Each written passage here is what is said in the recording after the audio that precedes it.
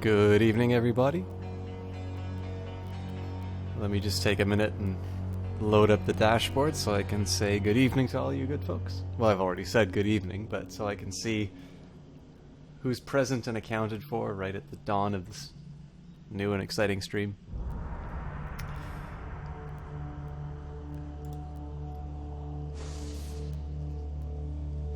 I might actually, before I do anything, get up and clean my glasses because I can't see a damn thing right now. No, this'll do. I think I just need to reorganize the mic and everything so I can actually see the game and play. Alright, so tonight we are going to start with Hand of Fate. Again, I have this really wonderful problem right now, which is, a number of games from the... Oh, Mecha Fanboy, busy doing things in real life right now? Can't help but drop some support. That is definitely appreciated, Mecha Fanboy. I think as I usually wind up saying every stream, this is just fancy radio. All you really need is the audio, but I hope you're doing things that you want to do, or if there are things that you don't want to do, that you at least get them done quickly. Hey T. Clark, thanks for stopping by. Thank all of you for stopping by. It's I'm used to having a little bit of a dead chat for the first couple of minutes, but that number's slowly starting to creep up, and I have all of you to thank for that, so yeah, I have a nice problem, which is you people have been donating games, you've been donating money. That money has been going to Steam sales. Basically, I've got more games than what I know what to do with. And Monday night being my kind of... Well, it's consistent in the form of the fact that I'll be streaming, but open in terms of what the format's going to be. I'm going to play probably more than one game tonight. I did get the controller working, so Titan Souls is a possibility tonight, although I'm going to have to unplug a couple of things to get it going. Superior Blaze, how's it going? I've been, incidentally, for those of you who didn't get a chance to see our co-cast and then the follow-up that we had last night, which I don't believe was streamed. If it was, I apologize for not being more talkative. But Superior Blaze and I have been doing an endless space game, which at least the first part was... streamed on his channel. I don't know quite how good of a teacher I am on that game, but we've been able to get a little bit of progress done. I've actually learned a little bit about the game too. We've had a fight which it seemed like I could have possibly lost, and obviously I have Blaze to help me out in combat in that game. But I've learned a little bit about the best way to do strategy, at least against an AI, and frankly against a human opponent as well. So, okay, good. I didn't think you were, but obviously if you were streaming it, I know I wasn't as talkative as I normally am during a cast, so it would have been very disappointing. Oh, thank you very much for saying so, Blaze. And to everybody else who's maybe lurking and not hasn't spoken in chat, welcome. Thanks for stopping by. So again, I won't promise anything so far now as... access endless mode if you wish to test your skills against chance itself. I'm tempted to see what endless mode is like, but let's do story modes so we can knock down a few more of the built-in opponents. But yeah, so I will do... In terms of my short list of stuff that I want to play tonight, there is I have a game which I haven't streamed before, which I'd kind of like to put on. But again, thanks to all of you good people, I now have more games than I really know what to do with, a bunch that I want to stream, and I still need to figure out a good way to, to decide which one I'm gonna stream next. I should also mention that I don't know if I've cracked the Europa Universalis code, but I'm very slowly starting to wrap my head around how to conduct myself in that game as opposed to Crusader Kings 2. So I believe Friday nights, until I sort of get some indications in terms of what people want me to do with the Paradox titles, I think I'll still make Friday night dedicated to Crusader Kings 2, just because really what we've done has been one small part of the game. There are lots of different ways to play that, lots of different play styles, lots of different nations. And of course there's achievements to unlock in that game, so what I might try doing is to unlock a few of those those challenges. But that's something that I need to worry about on Fridays. We'll definitely be finishing up the game, if not next Friday night, then the week following. There's less than two decades left. So for eons I have waited for an appropriate player. It seems there are more eons ahead. Alright, I'll hurry up. The King of Dust. Compensation. Whenever the player finishes a combat, they lose 1 gold per 15 health. Interesting. So, in this case, we had a couple where there was a penalty for having gold. In this case, it seems like the healthier you are, the greater the reduction in your wealth. So, I believe the answer on that, I mean, basically the path on that is to focus on as many events and as many options as you can get to pick up loot, which is the way I play this anyway. I very rarely rely on gold in this game. We'll go for lore. The King of Dust broke faith with king and country long ago and has made himself rich and powerful through the judicious application of cruelty and terror outside the law for decades. In addition to the compensation ability, he has 5 Six of Dust cards, so that's going to mean 6 bandits that I need to deal with. Bandits aren't that difficult for me to deal with, although they did get a buff, I think, 2 playthroughs ago. And there are 4 ambush cards, which means these guys, the likelihood, I mean, in addition to the fact that this is a fairly high number of opponents, the fact that there are 4 ambush cards in the deck now means that I am probably going to be doing a lot of combat. Some men thrive in anarchy and chaos. The King of Dust is one such. His tools are cruelty and terror, and I suspect he will harbor a great hatred for you, my friend.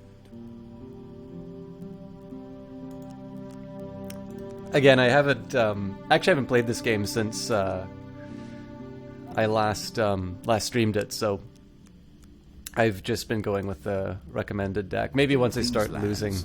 The King of Dust takes his tithe of all.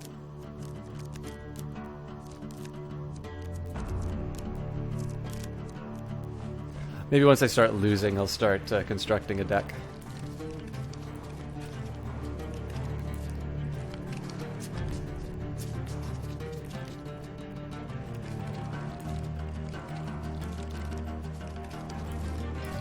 You face the first of my kings. Each has shaped the nature of their forces with the strength of their will. They will turn that power to your destruction. Okay, so for those of you who have not seen Hand of Fate before, the general idea behind this game is that it takes the elements of collectible card games, kind of like Hearthstone or Infinity Wars or anything along those lines. Oh, excellent, Mecha Fanboy. Well, you've come in at the right point, so it's good that I'm doing this review then. So the idea about this is that it takes all of those elements that you'll be familiar with from collectible card games like Hearthstone or Infinity Wars or any of these other titles. And notice I'm saying collectible card game as opposed to a trading card game. Like, obviously, Hearthstone, you don't have any options in terms of switching out what you own. And there are the boons that you'll get, so you can fill your deck with weapons and armor that you might run into in these encounters. And then, of course, you're playing against this mysterious opponent with absolutely wonderful voice acting. And in this case, they will draw a map for you to go through. In this case, it's just like a big long column. I don't have many options in terms of moving back and forth, but sometimes you'll actually have some choice in terms of directions. You have a few resources to manage, so you've got your health out of 100 originally, food, which is going to heal you. If you don't have it, it's also going to hurt you for not having it. You'll spend food each time you move. And then gold, which you can use to buy and sell things depending on the encounters. Now, I was talking about the fact that I'm going up against a particular opponent, which is going to increase the likelihood of certain events coming up, which can be positive or negative. And in this one, the intensity of the enemies is really starting to move up. So the collectible card game of it is basically the random chance at which you're going to be getting particular items or events. But built into this game, the combat is something entirely different. It's a really neat little blend of all of these different elements. And I think the best way for me to show the combat elements is to just draw some of them. How will you cross this time? Alright, so we drew the river card. Let us stake a token on their foolishness. Your path is blocked by a river. The water is clear but fast flowing. I can attempt to cross it or turn back. Well, I wouldn't be a hero if I didn't attempt to cross it.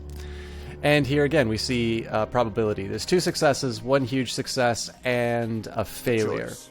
Select your desire. So 25% chance of failure, 25% chance of huge success, and 50% of just an ordinary success. So let's go to the far right. Huge success. Your light armor makes the crossing easy, and you even stop to dive for some shiny stones on the riverbed that may fetch a few coins. The dealer draws you 1 gold gain card. Now, this isn't that fantastic simply because I know I'm going to be paying each time I go into combat for any health that I have left over. You're grateful for that. And I want to have a high amount of health at the end of combat. So if I run into an opportunity to spend this, I'll spend this as quickly as I can. But 15 gold is not bad to get in a draw at all. Once on the other side of the river, you realize that one of the stones is in fact a ring. You put it away and have it cleaned and identified later, then continue your journey. This card's token is now yours. So when he says he's wagering a token on it, this little thing that's floating in the air, your prize, that goes into my dish.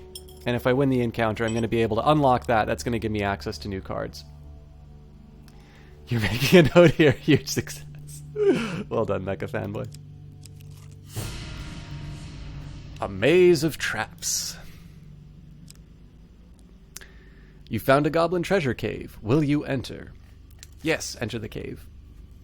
Now, this is going to be an example kind of what the combat is like. I'm not going to run into any enemies that I need to battle, but there's going to be a fixed camera perspective, and it gives you an idea of what the combat looks like. I'm going to have to navigate through the maze of traps, which has actually gotten increasingly difficult fairly quickly. So it used to be that I could run through these things without taking damage, but that's not really guaranteed anymore. 1, because I'm out of klutz, and 2, because they're getting a little bit more difficult. So, as an example, to the left, all those bushes, there's the good old-fashioned put a rake in the bushes and smack the hero with it. To give you a bit of an idea in terms of how these things work, you can use space to do a diving jump, so dodging that. Now, ideally, I wouldn't have had to go so close to where the spikes are shooting out, but just to the left, again, there's the bushes which are hiding the... They're not actually rakes, they're something much nastier looking, but... now, it doesn't look like there's anything there, but I'm going to jump over it just in case. Yeah, so I was a little paranoid there.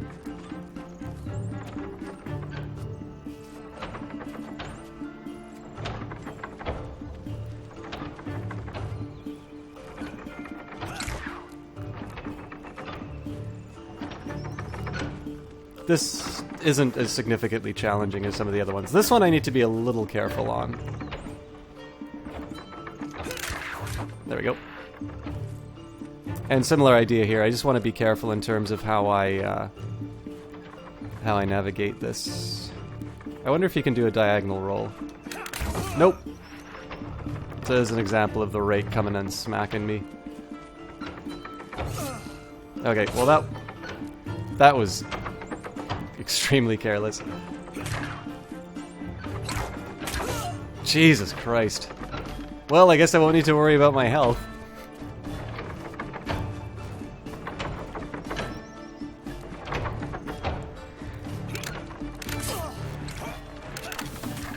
There we go.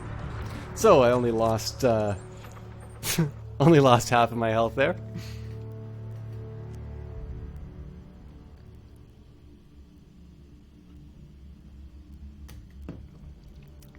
Having survived the traps, you loot the chest. The dealer draws you 3 game cards. One equipment. Happy to get medium armor. Provides good protection against physical harm with minimal restriction to movement. Really? Is that what you're going to do? 40 gold. And another piece of equipment. Angel's Wing, which imbues me with greater move speed.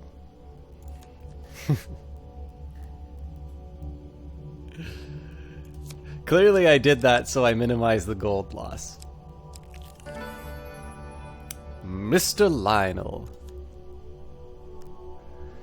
Whilst enjoying your evening meal at the local tavern, a strange old man takes a seat next to yours. He taps your shoulder quite painfully with his wooden staff to get your attention, and you notice that he appears to be a goblin, poorly disguised as a human. His wizened face grins at you with a hint of madness. My name is Mr. Lionel. If you give me what I need, boy, I will conjure up your heart's desire with this wizarding wand of my own creation. I can give him bread from my plate, 20 gold, ask him what he needs, or ignore the goblin. Now, in this case, I'm actually going to give him the 20 gold. One, because I don't know what this does, and two, I'm most likely going to wind up losing it sooner rather than later. So this is a chance to do a little bit of exploration, as well as, just lower the potential penalty from this particular run. Occasionally losing his place and moving different coins around randomly, he attempts to count the gold you place in front of him. This carries on for a while before he quite calmly and deliberately swallows each of the coins one by one. Now let's see what I have for you. He then sits considering you for a while before slapping the table with his hand. Aha! I know what you need.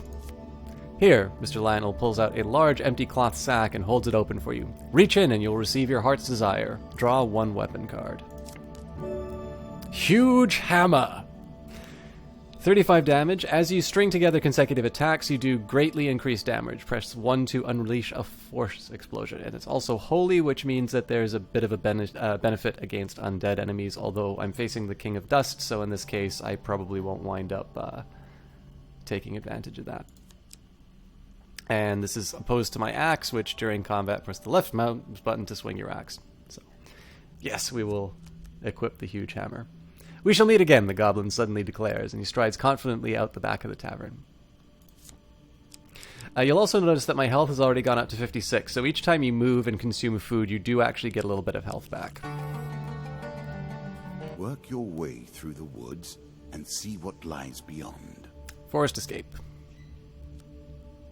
Your path forwards will take you into the forest.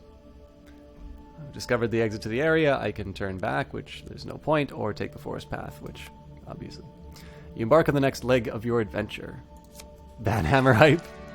Do you understand how this game works now? Do you comprehend the stakes?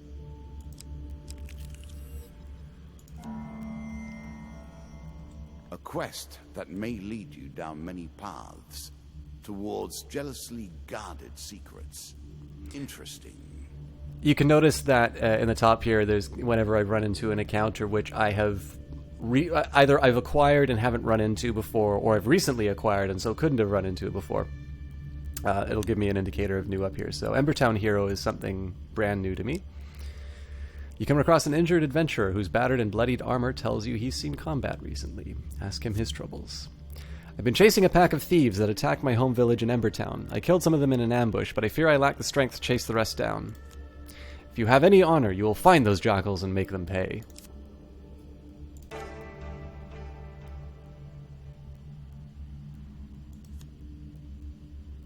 Okay, so I don't even have an option of confronting them, right? Because in this case, the layout has been completely linear. There are going to be situations where you actually get some choice in terms of the direction that you move.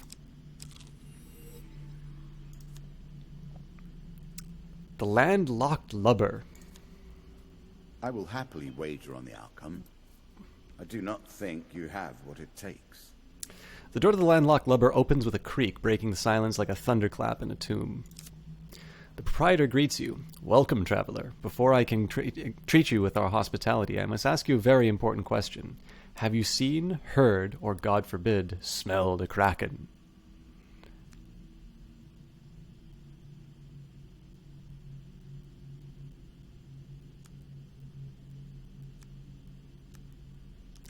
I'm not quite sure if I want to say what is a kraken, because I know what one is, personally, and explain that I've never seen a kraken. I'm going to explain that I've never seen one. Consider yourself lucky. There's no more foul beast than a kraken. I am Carlo. Welcome to the Landlocked Lubber. After giving you some time to enjoy the warmth and some stale bread, Carlo approaches you. I've heard rumors of boats missing from a small village port of Knollwich. No survivors, no witnesses. Knollwich is a port run by bandits, thieves, and smugglers. There's no way to know what's really happening there. Perhaps you could have a look around and find more. I would go, of course, if I had, but I have this place to look after. Carlo gestures to the empty, damp-ridden flea hole that he calls home. This card's token is now yours. So again, I was assuming, I mean, it's not like there's deep strategy in terms of these encounters, but the idea here is that if I say, what's a kraken, I'm assuming that's betraying a certain level of ignorance, which might get me kicked out of this establishment. Hey, Superior Blaze, thank you very much for that, host.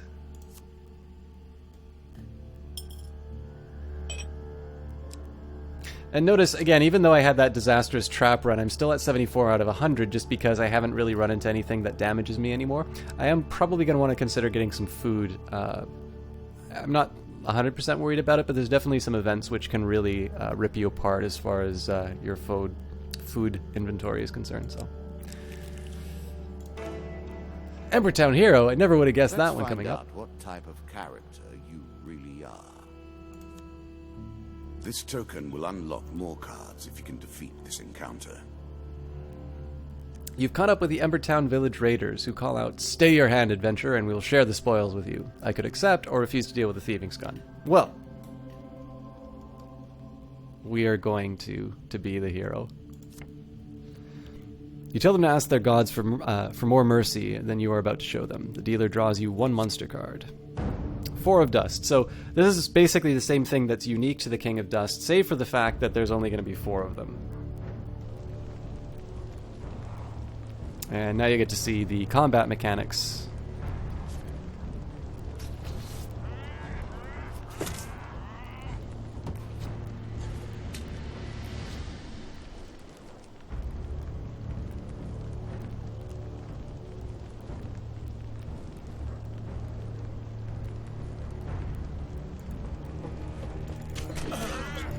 Well, we're off to a good start.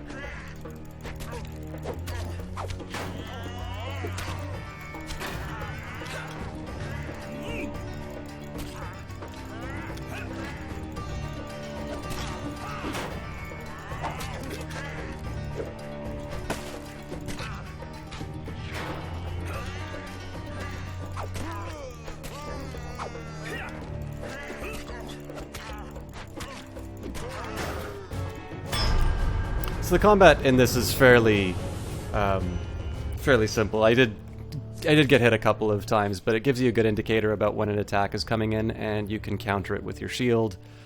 I mean, I went in with 80 health and I left with 78, so it's not that vexing. You carefully turn out the thieves' pockets. The dealer draws you 3 gain cards. 15 health. The pendulum can swing both ways. 15 gold. And 25 gold. Afterwards, you return to tell the hero of Embertown your success. He gestures for you to come closer. In silence, he hands you a jeweled ring, then dies. You place the ring away to identify it later and bury the fallen champion. This card's token is now yours.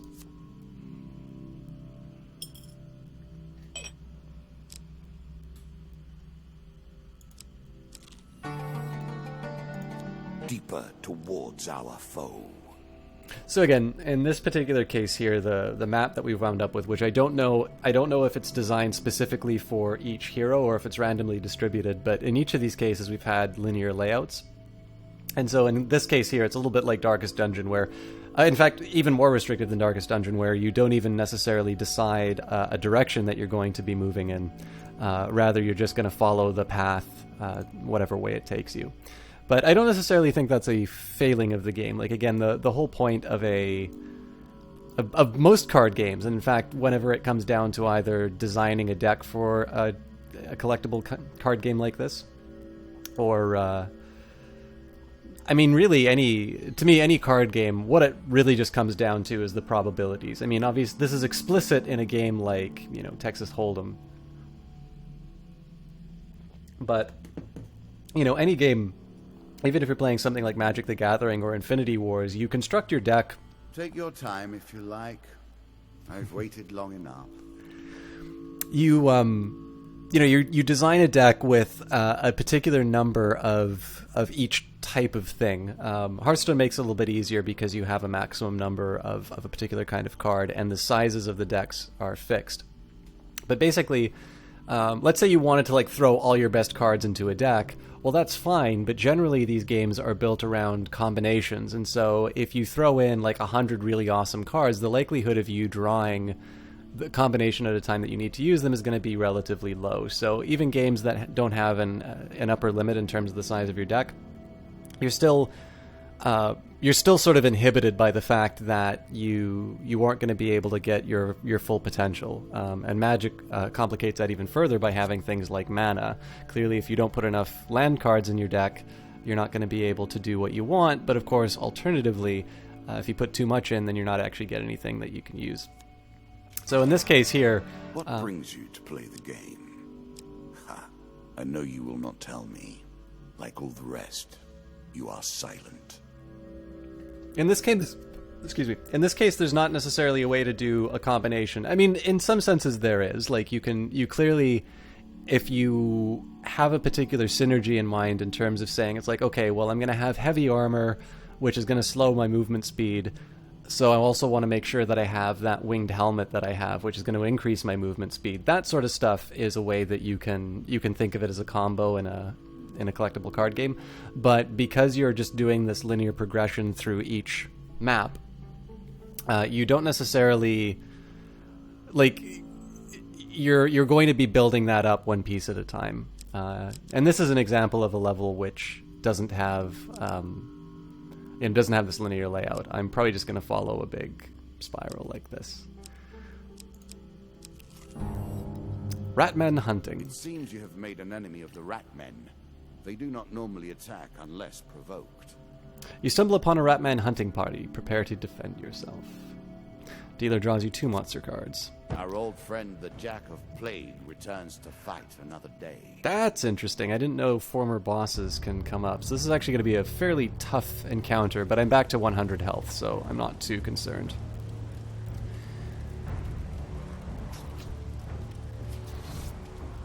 What I probably want to do here is take out as many of the the lesser minions as I can quickly.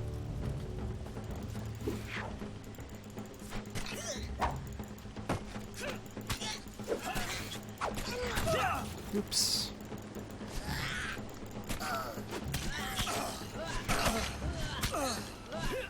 Wow. This is a bit like Dark Souls. They can actually really stack up on you.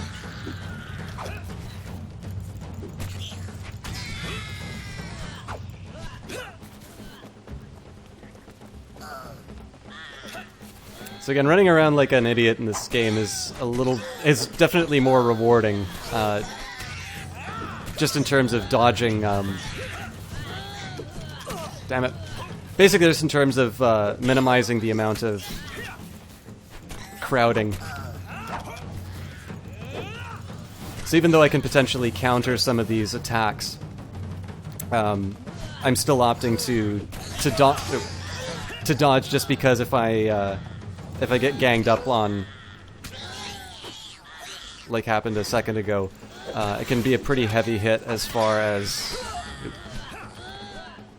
my health is concerned.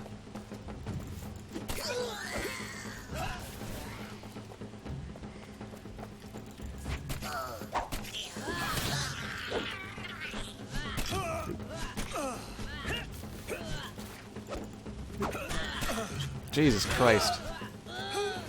The red attacks are also ones that you can't dodge.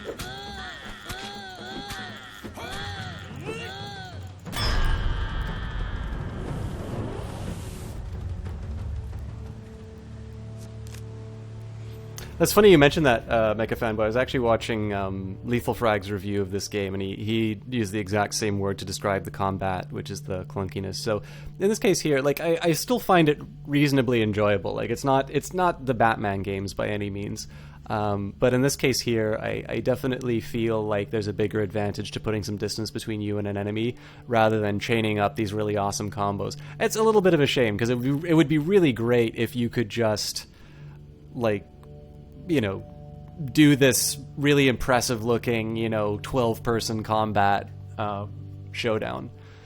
But it's I'll maybe call it a minor blemish on what is a very solid game. So you sigh as you search the bodies, finding nothing. If there were only another way to stop this plague of ratmen, pay someone to take care of it, perhaps.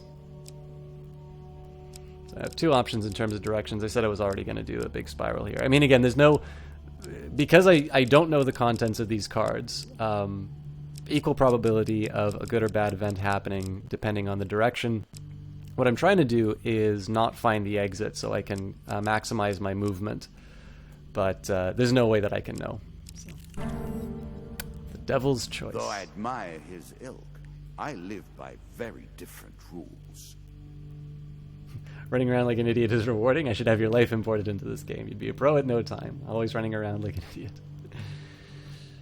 That usually defines me, save for the fact it's bloody hot these last few days, and I've become completely lethargic. And I have no AC in my apartment. By the way, Blaze, so I was talking with Blaze yesterday about some problems I was having with my computer. I believe, I haven't looked on the inside of it, but my power cord on my computer, I believe, basically melted. So I had to buy a new one, which was unreasonably expensive. But everything is working now. So I just need to be careful on it, because honestly, I really don't want to have to buy another one of those. That was a lot more money I was planning on spending. But I mean, you need to have power to your computer, so it's something, it's one of those contingencies that you prepare for. Still annoying. So, Devil's Choice.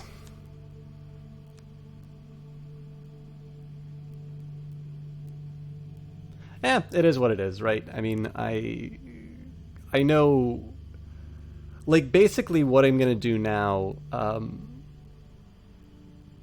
it's not...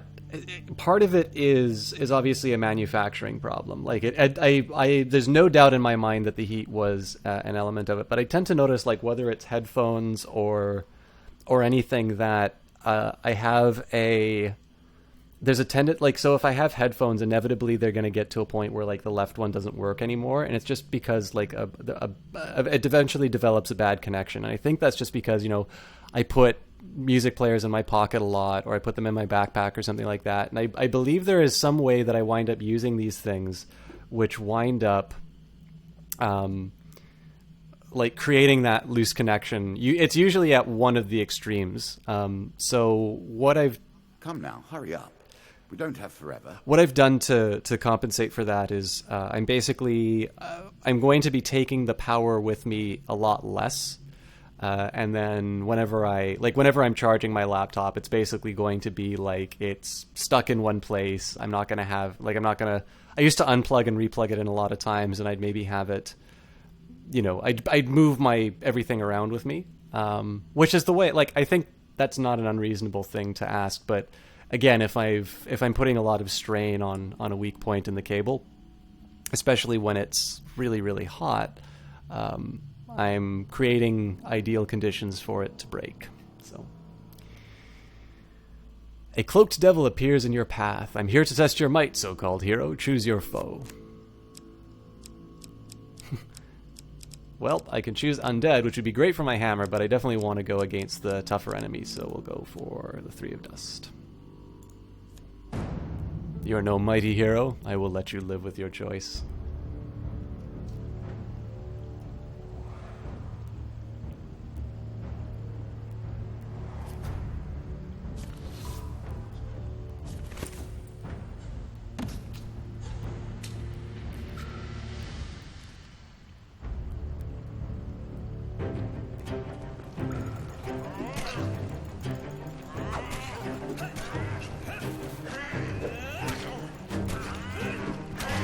Damn it.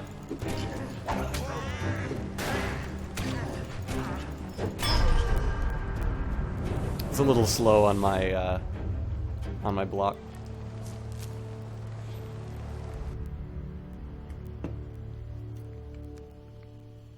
Excellent, the devil cries. You have passed my cunning test. Have some treasure. Perhaps next time our paths cross, I will kill you myself.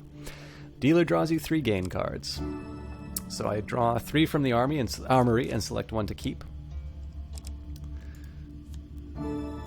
Consuming shame. This alchemist could have turned his mind to the creation of gold or wonderful substances to better mankind, but instead settled for crafting vile poisons. Disgraceful. All weapon attacks are enhanced with a powerful poison that taints the victim's mind and body. This seems to be the most sensible because I already have medium armor and I don't necessarily want to give up the huge hammer. Oh, I keep forgetting. Like, so every time I see the huge hammer, I always keep thinking of the George Carlin point. I've never heard this as a greeting, but he always talks about his favorite greeting is, "How's your hammer hanging?" And he says, if he ever meets...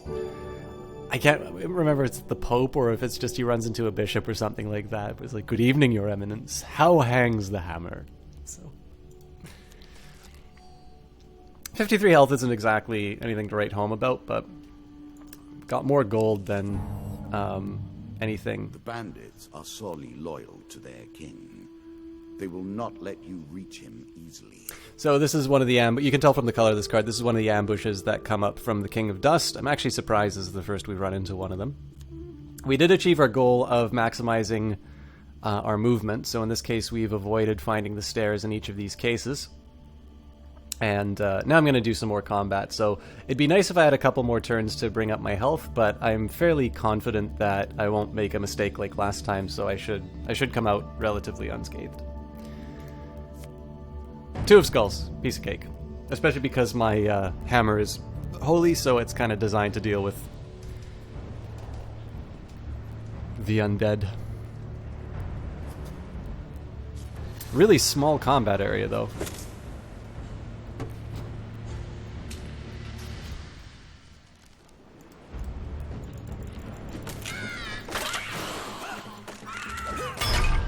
GG.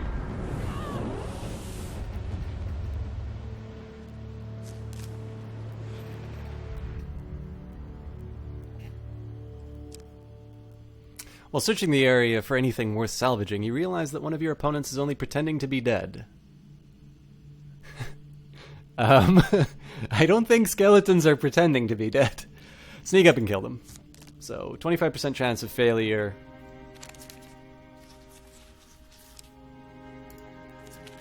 Success. A quick weapon blow to the head fixes that. You finish searching the area. Dealer draws 3 gain cards. 1 equipment. Damocles. During combat, press 2 to throw knives in 8 cardinal directions. I'm going to keep consuming shame. 5 more food, so I'm pretty sure this will be good for the end of the run, or for the rest of the run, and 10 gold.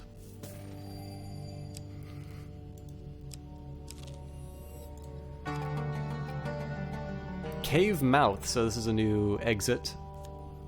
I don't think, so far I don't think of any of the exits have actually given me events that I need to go through, but this could be the first. The next step of your journey takes you from a cave out to the feet of an imposing forest. Exit the cave. You embark upon the next leg of your adventure. Did you expect me to tell your fortune? No. A fortune teller is at their most base and despicable when they begin to believe their own lies. So I think we'll try and... Of course, I am different. My powers are genuine. I think we'll try a similar spiral. The Crucible. A crucible to heat and purify the flawed metal. You, in this case. The town of Stygial sits upon the only safe crossing of the river Ernst. However, the only adventurers allowed to cross are those who pass through the Crucible. In the Crucible, you'll fight monsters for the entertainment of the townspeople of Stiegel? Whatever. You can enter the Crucible, attempt to swim the river, or attempt to bribe the mayor. Let's enter the Crucible. We're manly. Choose your opponent wisely, yells a man from the crowd. I'm betting on you. I can face the Jack of Dust, or Six of Dust bandits. They're all tempting. Let's go for Six of Dust bandit.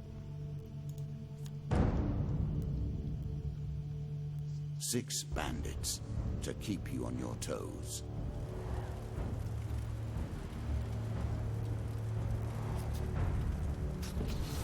Again, another really narrow combat area.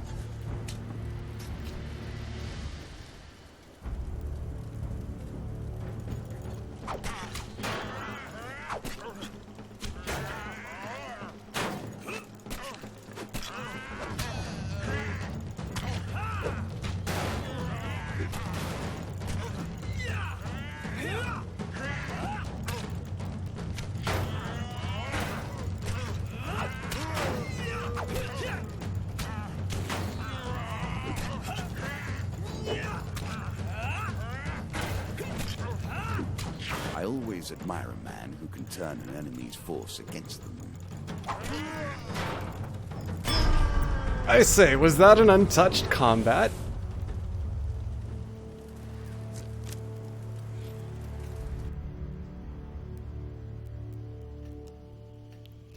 You survived that round, now do it again. The crowd awaits your decision. 6 of Dust or 2 of Dust? Well, of course, I'm feeling completely arrogant now, so... No king falls without a challenge.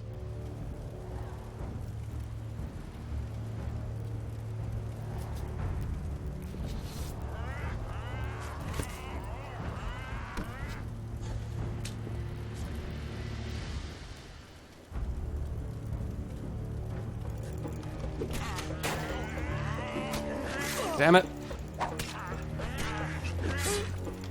Okay. I thought I was hitting the block button on the... Oh, okay.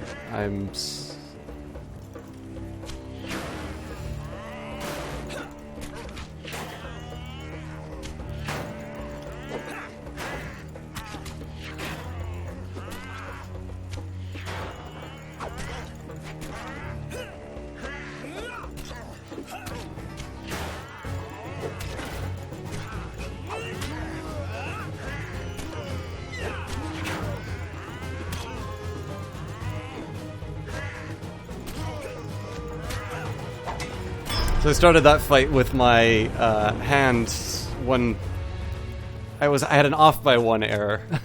I was instead of doing WSD, I was starting with Q. I have all my gold riding on this one, a random voice yells. Don't let me down. The crowd cheers your name as you are led to the final arena. The dealer draws you 1 monster card. The dealer draws you 1 monster card. 8 bandits. Easy.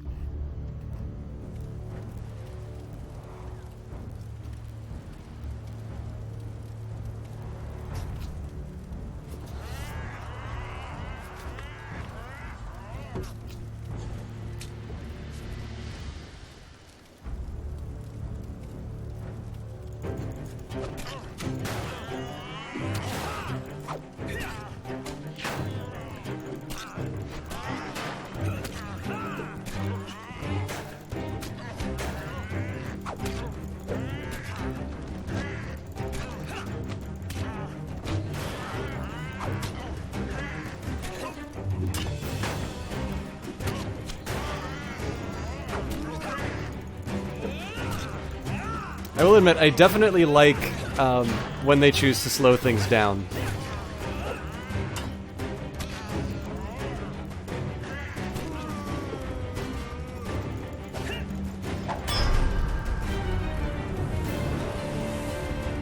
Finger slips are annoying. I already have enough typos without you. Yeah, I mean, the worst that I've run into too is a lot of my autocorrect.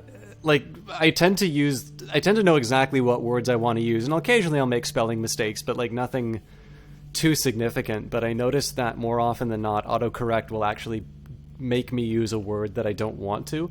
And I think I know why. Like, I have a different vocabulary from most, right? So what I suspect this means is that if you're going to be doing an autocorrect, and the fact that autocorrect is now dealing with things like smartphones, and so they're going to want to be anticipating what words people want to use, they're making a wager in terms of what the most likely word is going to be. So if you use words that are uncommon, which, again, it's not to say it's any better or worse, but I will suggest that my manner of speaking usually is fairly unique. Not, like, completely incomprehensible, but I will use turns of phrase which are maybe not as common in my Facebook correspondence. It makes sense that, it's going to try to autocorrect to a word that doesn't, that's not my intended one. But it makes it, I think my typing has actually gotten slower now because I just spend so much time deleting and recorrecting. And in the name of being helpful, it's going to autocorrect. Like, it's not even going to give you the option anymore. It's just going to flip it to whatever it feels is right. So if I was smart, I'd just disable it. But I'm always paranoid about the time that I do write a word improperly, and it'll save me then. But honestly, I think I spend more time correcting the autocorrect than the other way around. What are typos?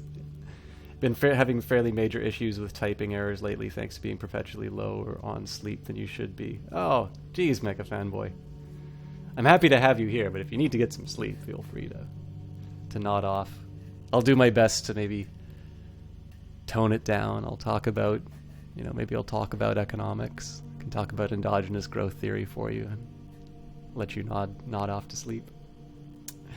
All right, after surviving the Crucible, you are paraded through the town and allowed to continue on your adventure. A few random peasants throw coins, saying, "You've made me rich, warrior." The dealer draws you 4 gold gain cards, and this card's token is now yours. 20 gold. I'm sure you are grateful for that. 15 gold. 20 gold. 15 gold. Here is your token. I've never had... Well done.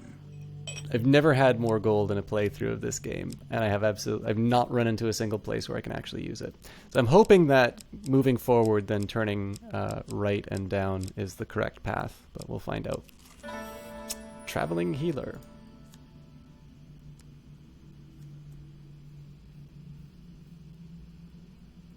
It's like 12 p.m. here. It's just some streamers are dragging you past your bedtime.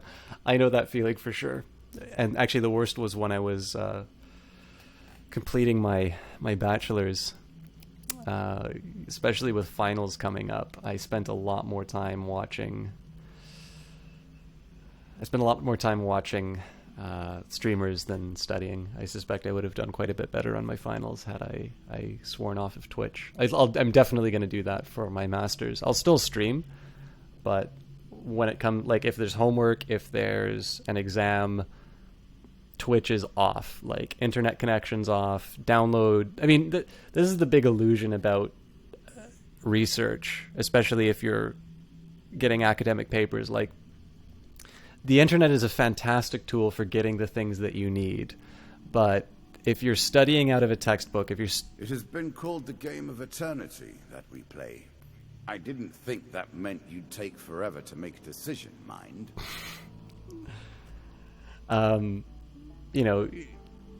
If you're going to be reading something out of a journal, you need the internet access to get the article. You don't need internet access to then, search for X, Y, or Z thing. Like, it's an illusion to say that, being able to immediately open up a search engine and look for another thing in addition to that journal article. It's usually more of a distraction more than anything. And then inevitably, once you start searching, maybe you're going to start searching for something that isn't quite as related to what you're supposed to be looking for. And then all of a sudden, I'm watching Twitch now instead of reading, this QJE article or something like that. So, I mean, if I find myself in a situation where I really absolutely have to have the internet connection, fine, I'll turn the Wi-Fi back on. But I think there's a big difference between saying, I know the internet is essential for what I want to accomplish right now, so I'm making the decision to turn on the internet, and then saying is like, I'm turning the internet on because I really want to watch, Alaskan Savage play Fallout or something like that. Well, clearly that second option is saying I'm giving up on school. Yeah. You notice I have Forced. You don't have much time invested in it, but might that be a possibility if you ever want to do a game to play with some viewers? Yeah, I'd be really interested in doing that, T. Clark. It's not because I don't like it that I haven't put time in Forced. It's just other stuff got in the way. I think Forced is very likely a game that I would have to... I'll play it with viewers, but I wouldn't be able to stream me playing it with viewers.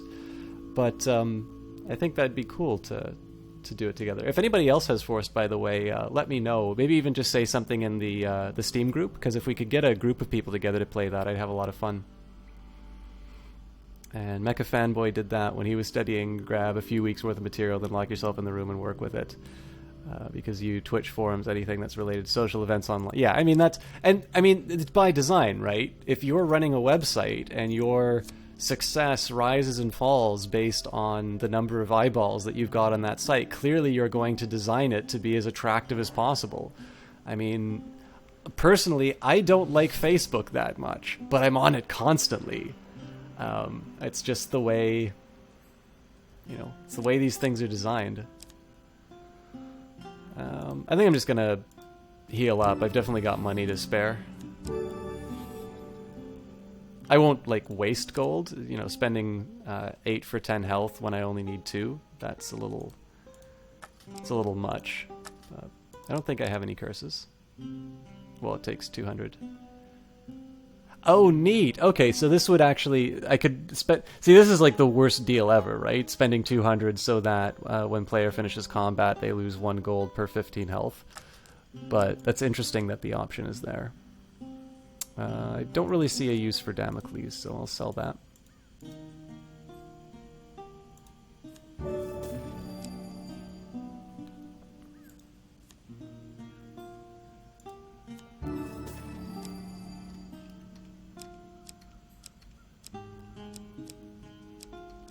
And I'm using all of these other ones.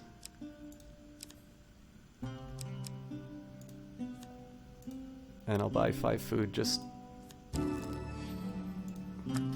That puts me higher than what I started this run with, so that should be more than enough to get me through the rest.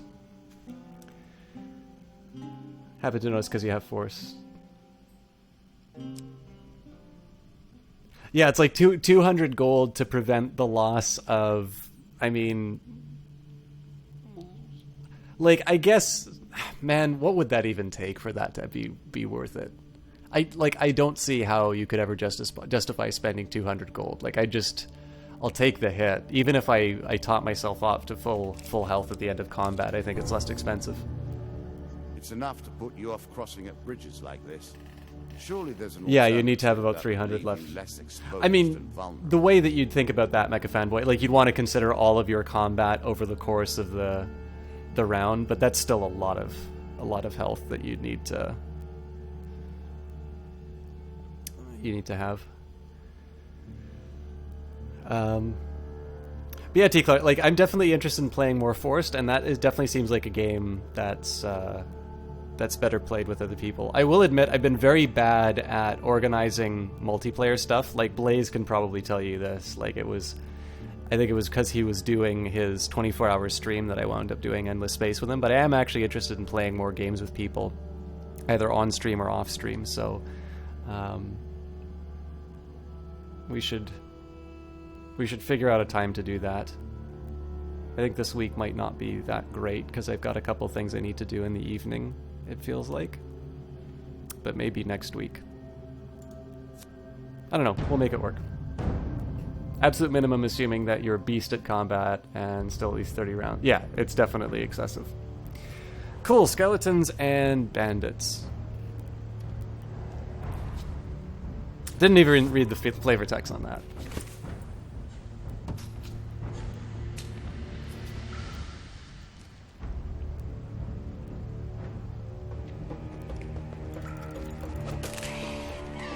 Damn it.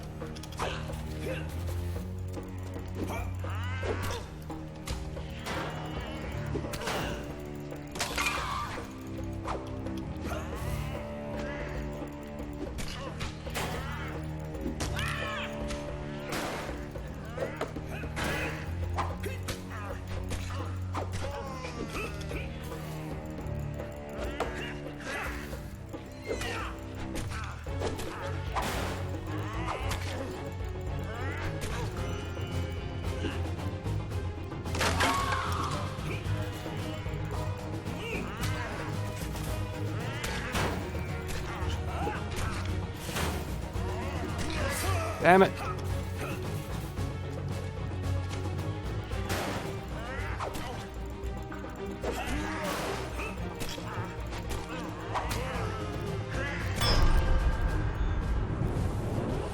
Hey, Sleepbringer, how's it going? For those of you, I need to get a little bit better at giving some shout-outs. So, the Sleepbringer is a member of Team Panda. I know a lot of you have heard me sell Team Panda, but that is because it's a really great channel. It's, especially now, we had a couple of leftovers, which I didn't necessarily watch as often as I would like to, members, but I would argue that they also weren't as worthwhile, and there's a little bit of house cleaning. People kind of decided that it wasn't for them anymore. So especially now, the roster, I believe everybody on the roster I have seen on more than one occasion, and I tremendously enjoy it each time. Sleepbringer gets special mention because, first of all, the last time I saw him, he was playing Borderlands, I believe it was the pre-sequel, against an absolutely terrifying boss that seemed like an extremely frustrating situation for him to go through. But I also have gotten to see him play a lot of kind of classic RPGs. I'd never seen, I think, what was it? Why can't I remember the name of the... eons I have waited for an appropriate player. It seems there are more eons ahead. Wait, maybe it was Dahlia who was playing Fatal Frame. I feel like Sleepbringer was playing Fatal Frame too, though. Anyways, absolutely fantastic streamer. If you've not given him a follow already, I definitely think he is well worth your time, especially because he streams more often than I do. Every time I've been in there, not only do I enjoy the experience, but he's an extremely personable streamer. When you go into his channel, he will recognize you. You will feel extremely welcome there. He does a much better job of that than I do. So, in addition to that, I want to give a special shout out to Superior Blade.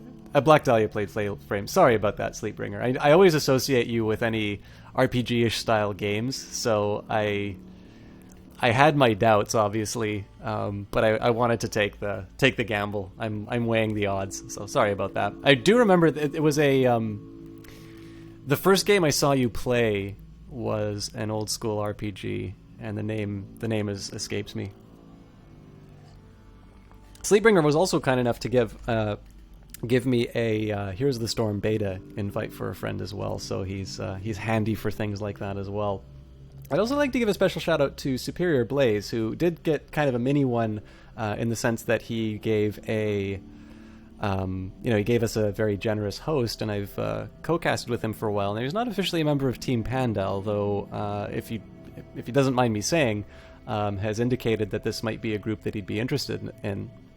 But just because they're not on the same stream team that I'm on, he is another fun caster to watch, somebody who I've gotten to play a couple of games with, somebody who's been extremely generous in terms of the amount of time that he spent. He's donated some games towards this stream, and is somebody who's building and growing his channel. One of the great features that he has is that he commonly co-casts with another Team Panda member called Kite260, and they have a really good chemistry on stream.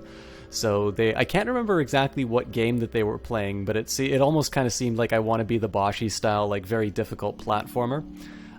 So that was some fun to watch them. I caught them at the very tail end of Kite's stream.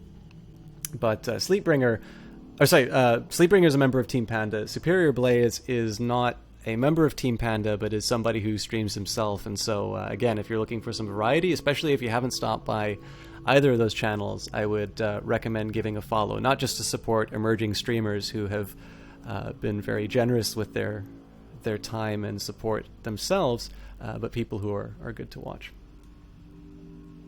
Bloody Trapland is what he was playing, yes.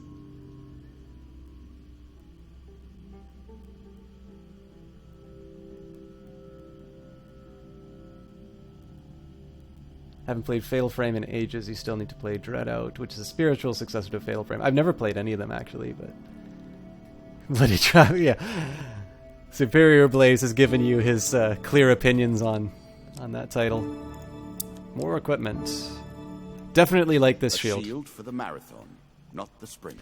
So every third encounter does not consume food. Press right mouse button to shield, bash a target, stunning it. So this is a little bit like the shield I have already, but this is probably one of my favorite items in the game.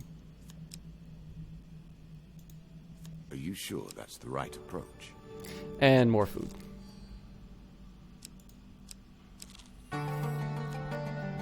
Were you hoping this was the end?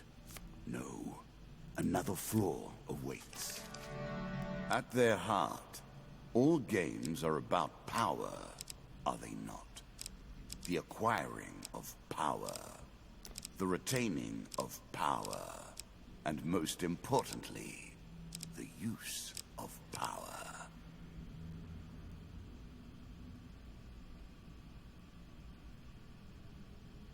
This is an interesting choice. I was talking about how linear all the levels are. The catch here is I suspect this is probably the last floor, so if I get this decision wrong, I'm going to wind up getting to the final boss before I can explore all the rooms.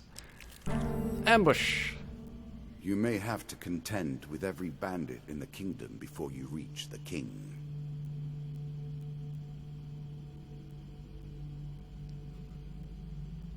Mecha Fanboy, if you haven't noticed, this stream is just one long collection of tangents. Unfortunately, I do not know much about Legend of Dragoon, although I'm going to be doing a Google search once I finish the stream tonight. So, one of the nicest things that you guys do for me is give me interesting things to talk about. So, if anything, I like more tangents rather than less.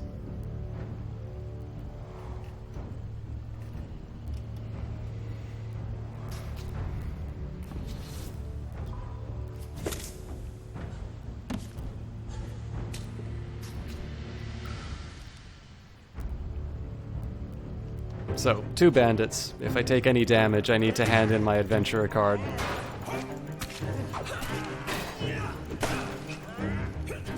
Wonderful camera placement.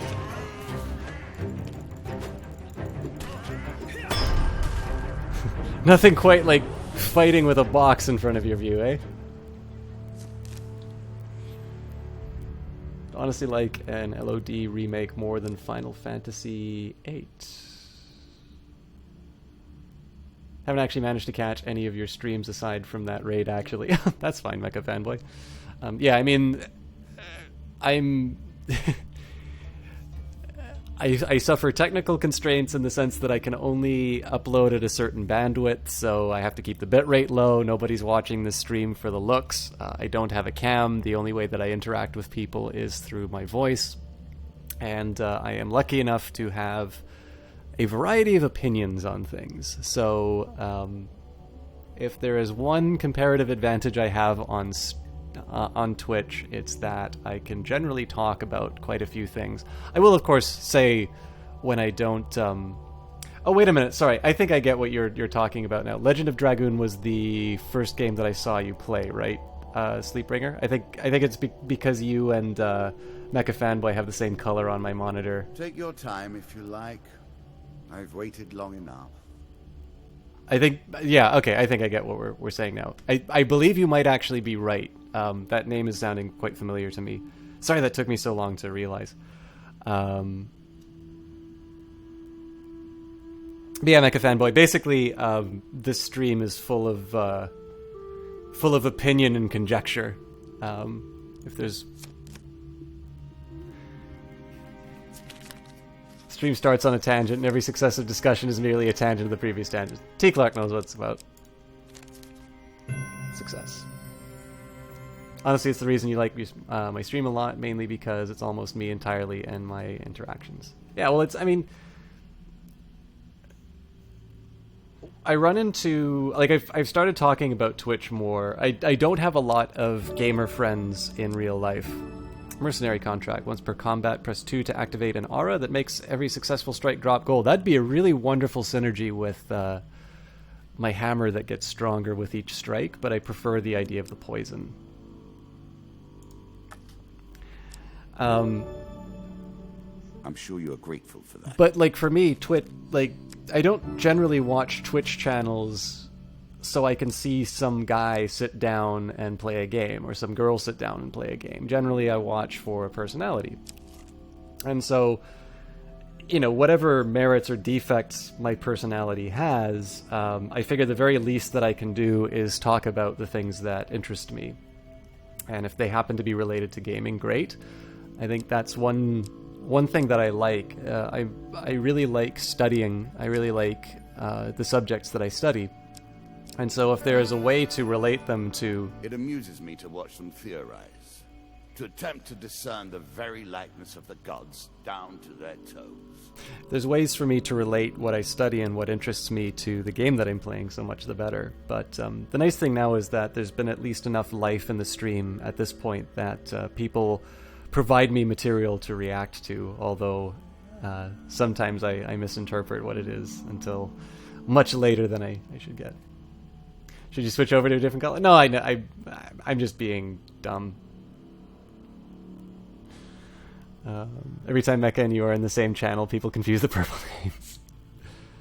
Yeah, that's right. They are almost the same length, too. I think I might have been in combat when I read that originally as well, so obviously... Like, I definitely try to... I already know that I'm going to play a game worse than I would if I wasn't streaming. But I try not to use that as an excuse to ignore chat. Like I said, the interaction with chat is sort of the thing that makes me interested in streaming. And so again, when I talk with friends who don't know what Twitch is, they don't get this idea of like, why would anybody pay to watch somebody play a video game? And the answer for me is very rarely am I ever paying to watch somebody to play a video game. I'm watching a broadcaster do what they do well. I mean, some of them are going to be skill-based, like, Dota 2 players. If they're professional, you usually watch that. Success. He says a few words in the language of the old religion and gently touches your forehead. It is done. Draw one blessing card.